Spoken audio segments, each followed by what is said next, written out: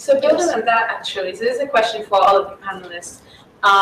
What do you think is the importance of having mentors or role models or sponsors? You know, someone who's like rooting for you or encouraging you when you're not even really asking for it. What do you think the importance of having people like that are to your career and for those of other women in the tech industry? I would have not been sitting here had I would have not had that manager at Goldman. Right? So I mean, I think it's absolutely important, not just from your personality building point of view. I think they are someone who are able to give you direction. They don't let you commit the same mistake that they have committed in their career, right? So you aren't just learning from your own mistakes, you learn from others' mistakes. That's the value that you get. Sometimes you tend to ignore your strengths, and I think as a girl, I don't know if it's just me or everyone else here, but I would always try to overcome my weakness. So, I'll forget what my strength is. I would just try to make sure that this is my weakness, I have to work on it, right?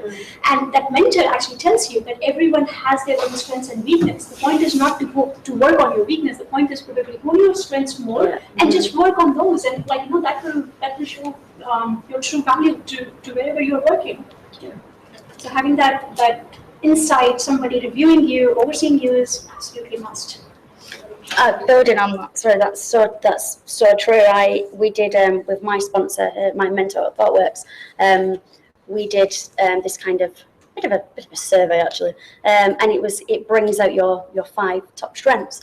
And I was like, I can't believe they're my strengths. And he was like, what do you mean? And I was like, well, I wanted passionate, and I wanted proactive, and I wanted this. And he was like, but you've got people person, and do you know how many people struggle with those social skills, and you've already got them, and you find it really easy, and you don't see it as a strength. So hoping you build on that, where I was just looking at more negative, like, oh, I need to do this, and he was like, no, you've got to work on and build on all these awesome things that other people don't have. So yeah, I think having a mentor is so vital. But again, going back to what Charlotte was saying before, my mentor at ThoughtWorks is male.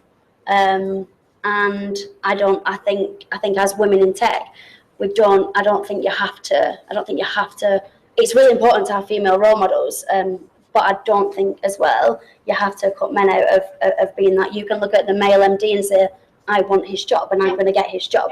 And you can look up to males and work towards and let them help you and mentor you. So it doesn't have to be female, but I do think it's really important to have female role models as well.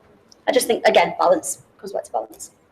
And I just want to add that I know a lot of people like to have a specific mentor. I do see it as more of a community that you can call upon. So we were talking earlier on about you've been doing iOS recently, for example. So you might have a few people that a community of people that you could ask them an iOS question.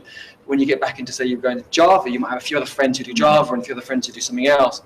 I know that I have a community around me of male and female in different areas and different technologies, from coding to design to even to marketing, and I know I can call on them and they can call on me, and I find that we help each other out, and that's why what you're saying about your 3,500 community, that's just amazing to know that you don't have that one person, because that one person could be busy that day, or it could be on holiday, or for whatever reason. It'd be nice to have and then the not the mentor, the mentee. That's the right word.